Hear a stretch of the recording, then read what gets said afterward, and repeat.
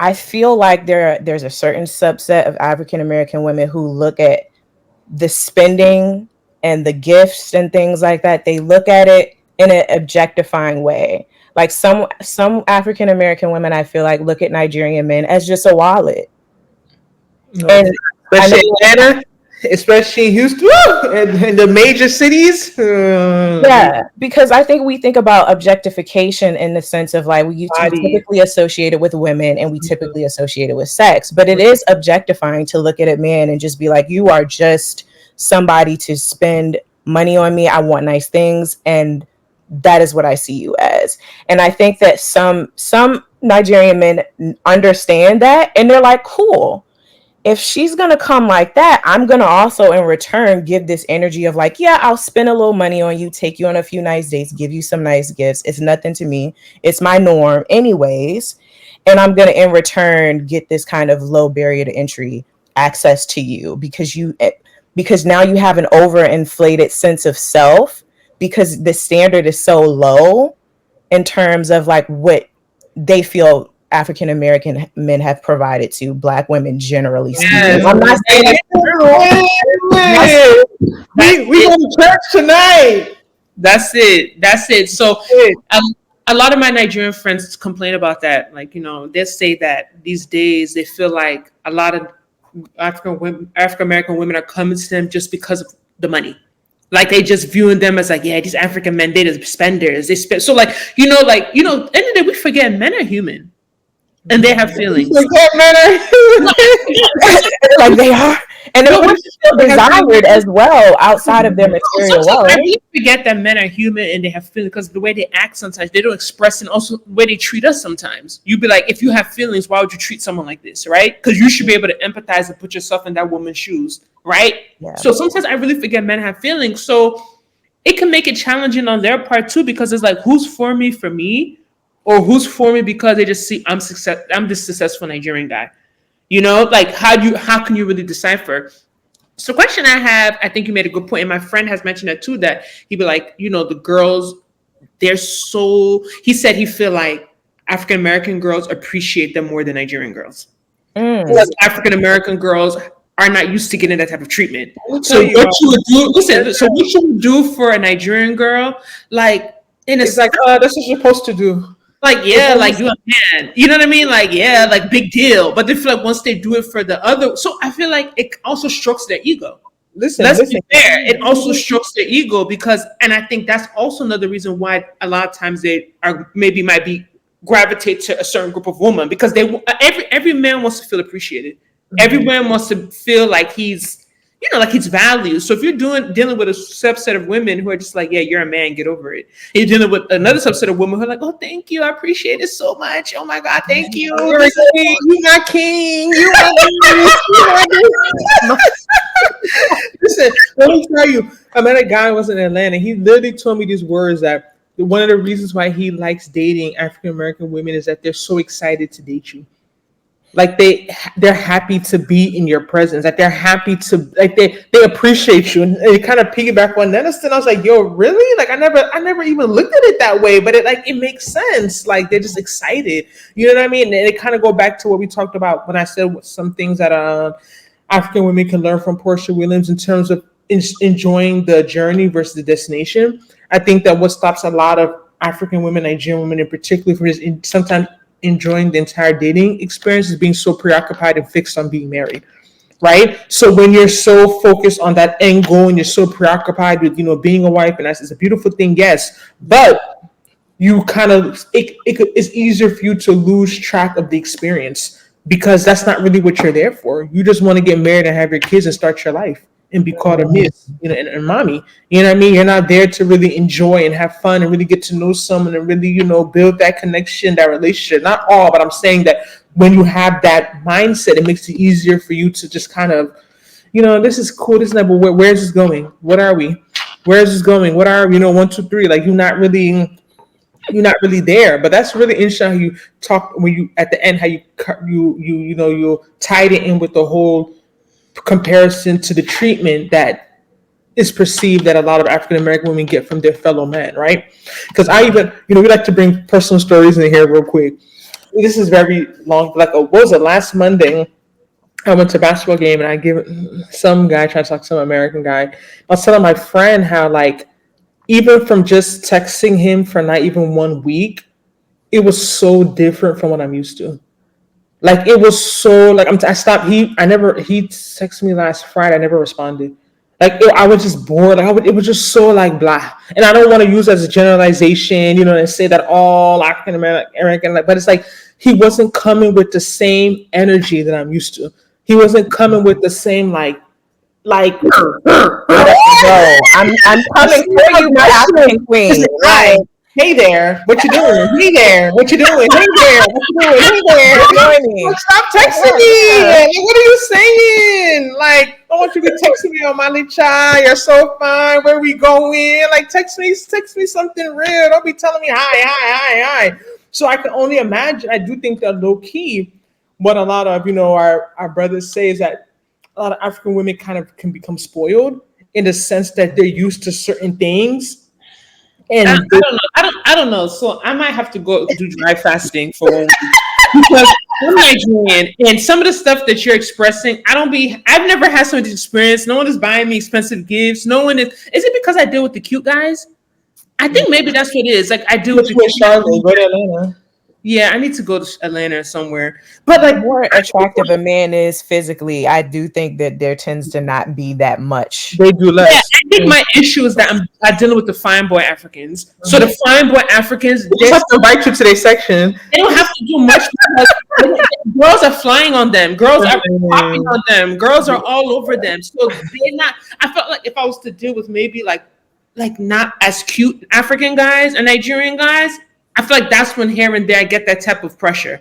I get that they have to face you more. They feel like I think that's my issue. Okay, I need to stop dealing with cute guys. But I was thinking because I don't have this experience. Other girls talk about guys giving them money, guys flying. Also, do you ask? Because we have these conversations. I'm telling you, I have a lot of American. I've never in my life. I've never asked a man for money. I know you. You have ego. Okay, you have, and the ego is not necessarily a bad thing, but I'm telling you, is in the Bible. Is it James 4:28? You have not because you ask not. Girls be asking. These men are not just sitting there saying, "Oh, you want me to pay your rent? Okay, yeah. Here's $2,000. You want me to buy this? Okay, here." No, they open their mouth, their lips, their teeth, and they ask. And either you're going to get a yes or you're going to get a no. If the guy feels that no is going to make you not talk to them and they care about you that much, they're going to find a way to give you partial or whatever they have to do to keep. How do you ask a man for money? I've never asked women. Only time I've done it, like joke, like my guy friends. Like I can ask my guy friend, "Oh, it's Valentine's Day. You're dating? I need to do my nails." Like I'll joke around, but like I've never asked a guy that I'm dealing with. You know why? Because you don't want to end up on podcasts getting insulted. Because 1, 2, 3, they'll start saying women are this, women are that, and it's maybe your upbringing, personality. Like I said, you have that. If you're afraid to ask, there's some ego involved in there. Like you can't argue, you can't have ego in talking about you want money. You have to ask for certain things. If a man is generous, he's gonna give you stuff. I don't think America, unless he's an athlete or rapper. You think Porsha was asking her man for stuff? Yeah, I want this Van Cleef, baby, go get it for me. Yeah, I want this bag. Yeah, I'm not saying he was suggestive. I'm not saying that he will gift her here and there, but I'm telling you, the women ask. They tell them what they want. I want this, that, and that. And you have an idea of like what this woman is expecting from you. Absolutely.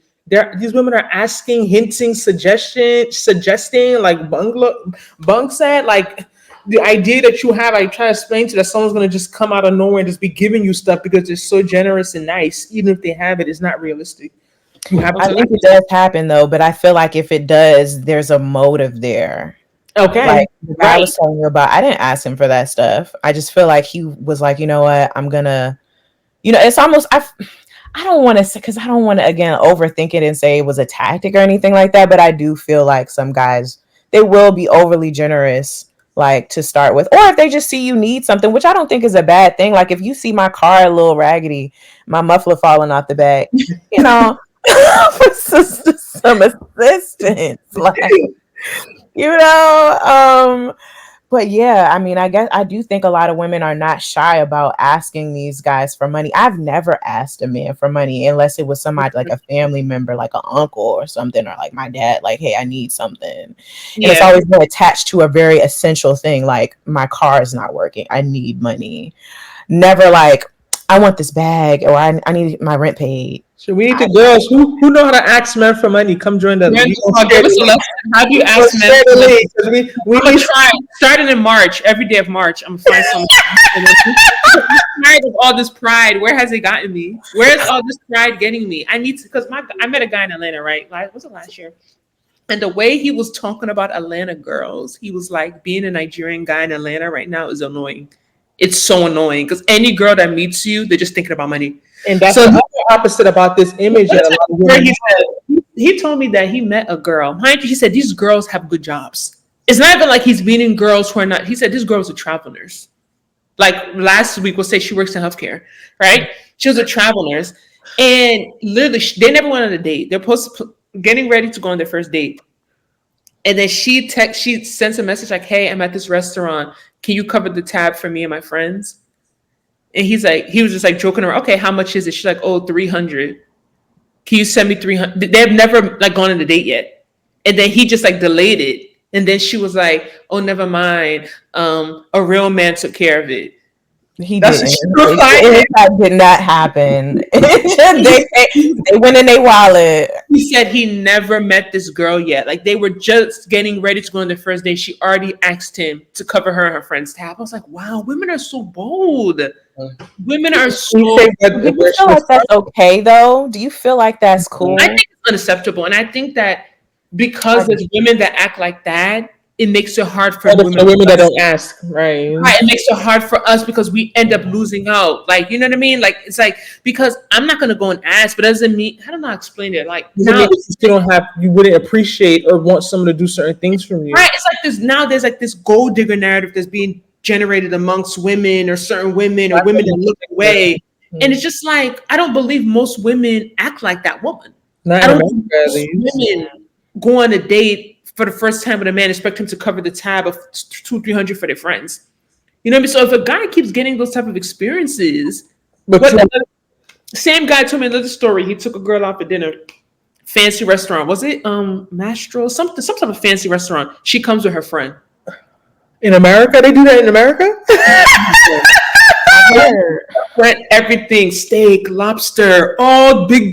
And the thing that I could get his point. The thing that he said that got him upset is that like some of the girls acting like that, you can tell that that's not their real life. They won't go out and buy that food for themselves. Right. So if that's your real everyday life, I can't knock a girl because Atlanta has some big chicks. Like, you know what I'm saying? Like, I can't knock a girl telling a guy, you got to take me to steak 48. She takes herself to steak 48. Right? So she's not necessarily like using him, but he was like, you could tell this girl has never been to this restaurant. So the bill comes, wild bill. The waiter gives it to him. So what he does, he said, oh, can you put what she ate first and my stuff on one bill? I'll pay for it. So they're looking around like, huh? What's going on? So he pays for his food and the first item that the girl that he went on the date with got and left. And the remainder of the bill of her friend and the other 10 things she ordered, she had to pay for. She had to call her father to pay for the bill. and she deserved that. That's the point I'm making is that you may think these women are being extreme, but they're moving like that because men are supplying. Men are doing it for them. They won't. You say all the time, I can't move like that in Charlotte. Also, the environment. I can't. The environment that they're in, a lot of men move that way, so they're able to get. They won't be asking for things they know they can't get. They're getting this. So at the same time, when a lot of times when men want to blame women for expectations, you have to also blame your fellow men who are helping keep those expectations. Because if these women move that way and no one is, if all the men do what your friend did and pay for her one entree and make her pay for the rest of her stuff and have her call her father, women won't be behaving like that. So at the same time, you can't. I think I'm gonna do a staycation in Atlanta and work from there because I need some of this enjoyment. They said Nigerian man equal good looking plus charming. Charming, yeah. Charming is definitely in there, and it looks aside like. Me always gotta come. We're gonna get to this. What are some things that y'all accept? You gotta do that question last. Yeah, we're gonna do that last. I dated a Cameroonian, a little different Nigerian culture. Yeah, they're fun. The Cameroonian people are fun. They're more liberal. Okay, they are saying he don't really have money because the lawsuit with him owing 1 million for a private jet. I'm telling you, there's a lot of speculation about him really like falsifying or coming off as he has more than what he really has. My husband is Nigerian, but he's very humble and he did not come from money. Although he makes good money now, it came with hard work. About 10 years of school and hard work, pretty much legit way. Oh, nice, Tasha. And I think this kind of speaks to what Bung was talking about like it's not just the money part that attracts some women, it's the work ethic. It's And the I'll, drama. yeah, and I'll give it to my brothers. It's definitely it comes to a point it's even annoying. Like it's enough. It's enough. You want to acquire the world, sit down and relax. Sleep. Right. Today, like calm It's down. that hustle. It's that hustle. The Porsche said I do after she got the Rolls Royce 500K. Okay, y'all be there. You think she ain't hit? Okay, Nigeria. Okay, we got to that. Everyone, please like the video. Hi, Christy. She's here. Fine African men are low effort. I'm done with fine African men. They can't be over a 5 out of 10. No, I do 6. I don't even want 7. I'm done with attractive African men because when I'm hearing these stories that girls are getting, oh, this man paid my rent. You see the guy that's doing it, you be like, you wouldn't want to talk on the phone with him. You wouldn't want to respond. You too worried about looks. If y'all worried about looks, you're not ready. You're not ready if you're worried about looks. You're not ready. And I'm gonna just I've deal never with it. asked. I just know how to, and it feels weird. Because I get it, we, and I think also too. Let's be real. We're also privileged in a situation where we're not at that point where some women need to ask. Yes, but some women that are asking, like I told you, Also have it. Yeah, it goes both ways. So it's not just circumstance, it's also personality. There's also like, you're just not, it's just not your thing. Like going around, like I said, me, I also have ego. I don't think my ego is like Nnena, but I also have ego. I don't want someone, number one, like I said, I don't want to ask you for something and you're telling me, oh, don't you work? Or, oh, why don't, like just giving me some weird runaround. Like I don't want to feel like I'm begging you. I have an ego as well. Like it's either you say yes or you say no. It's not by force. And I feel like low key asking when you ask for stuff, especially for men, especially when it comes to money, all that stuff, I feel like it could become a little, I don't know, because it could, transactional. yeah, everyone would be like, oh, nah, because you gave me this, I owe you this, or I owe you my time. Like, no. Mm-mm. Can I say something though? It's interesting that you talk about ego because like with men in general, yes, they have an ego. And of course it gets stroked if they feel like, okay, this woman is showing me a certain level of appreciation. Whereas for this woman, it seems to be her baseline. So she doesn't really care. She's not that impressed by it. But I think the same way that those men get their ego stroked, I think a lot of women get their ego stroked. A certain subgroup of women get their ego stroked when a guy is spending a certain amount of money on them.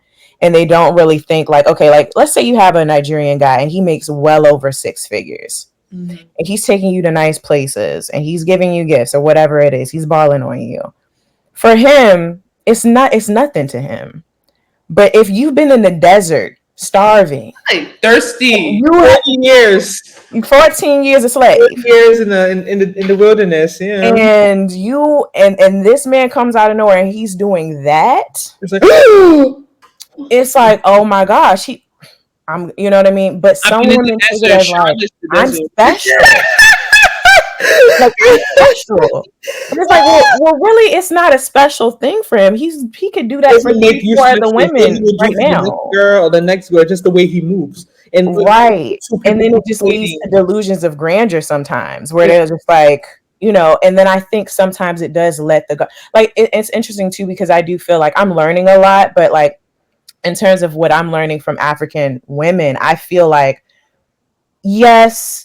Maybe there could be too much of a preoccupation with like marriage and structure. But for me, coming from where I'm coming from, as you talked about Southern culture, I'm like, I just feel like there's somewhere where we need to meet in the middle because I see pitfalls in African-American culture where it's like, yeah, but the going with the flow, living in the moment thing is also detrimental. Right?